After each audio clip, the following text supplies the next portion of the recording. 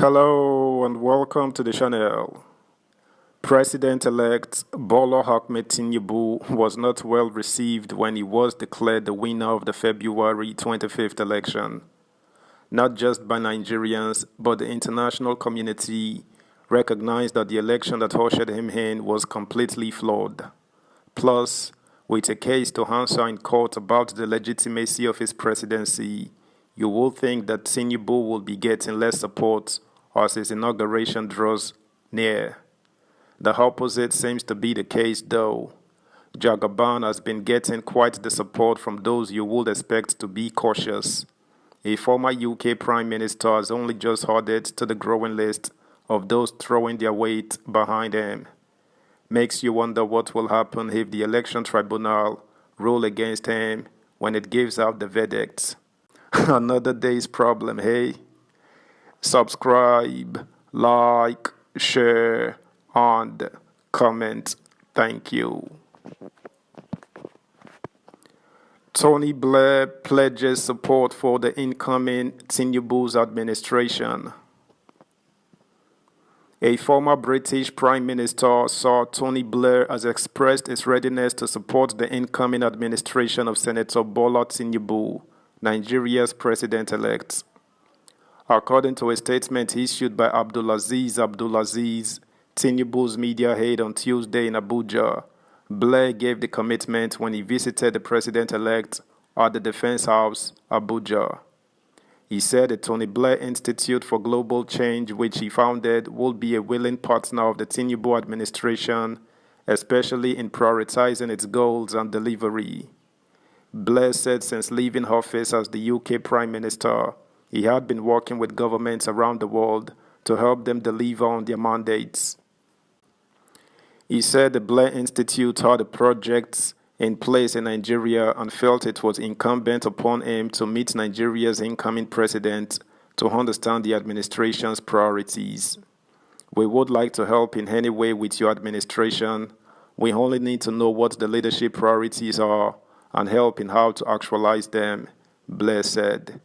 He commended Tinubu's campaign focus on key areas of security, economy, agriculture, and power, describing the intertwined nature of the areas as critical to the development of any society.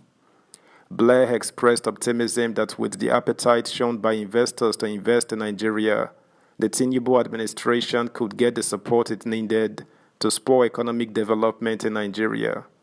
He acknowledged the difficult task before Tinubu and other leaders around the world at a time of global turmoil. Being in government today anywhere in the world is tough. You have things happening around the world which affect you and for which you can't do anything much, Blair said. Tinubu commended the former UK Prime Minister for the visit and for the offer to work with the incoming administration. Tinubu spoke of the shared vision between him and the Tony Blair Institute in the priority areas. He, however, underlined the importance of tackling investment challenges and the need for social investment to fight poverty. We have to invest more, put technology in place, and keep terrorists at bay, because without effective security, there is no guarantee investors will come, Tinubu said. He promised to provide a conducive environment that would encourage investors and open up opportunities for Nigerians. Some chieftains of the All Progressives Congress APC were present during the meeting between the former UK Prime Minister Tony Blair and the President-elect Asiwaju Bola Tinubu. Tinubu hosted Blair at the Defense House in Abuja ahead of his inauguration as the 16th Nigerian president on May 29, 2023.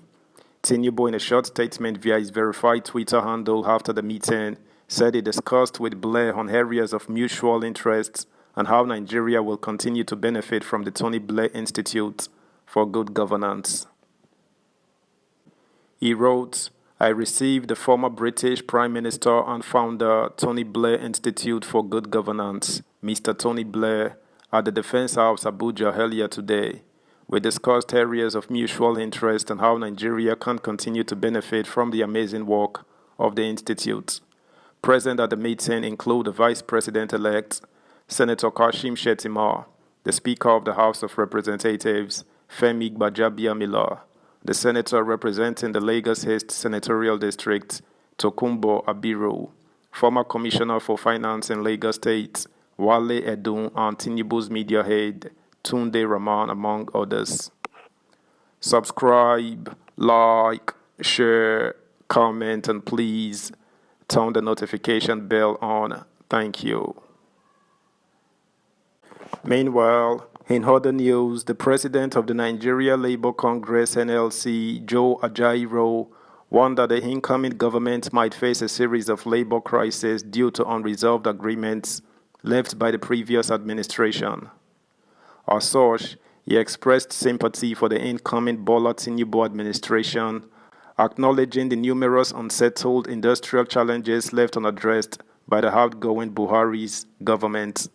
In assessing the welfare of Nigerian workers under President Muhammadu Buhari's rule, Ajaero suggested a possible spillover effect on the new government. He acknowledged Buhari's efforts to foster industrial peace and harmony, but stated it wasn't sufficient to meet the needs of the workforce. His comments were made during an appearance on the channel's TV program, Politics Today. Ajaero raised concerns about impending industrial disputes stemming from unfulfilled agreements with professionals in academia, healthcare, and the power sector. He noted, the Buhari's administration tried its best in ensuring there is industrial peace and harmony, but it was not enough as most of the industrial disputes the government treated are unfinished. A lot of industrial crisis seems to be looming. When queried about potential solutions to preempt strike actions, Ajaero highlighted the need for capable technocrats to manage various sectors. He emphasized that honoring agreement is the key to resolving many of today's disputes. The best way to go is to sit down and study the situation. They will be able to handle the issues one after the other, and it will do them a lot of good if they bring in proper technocrats to handle that sector, he stated.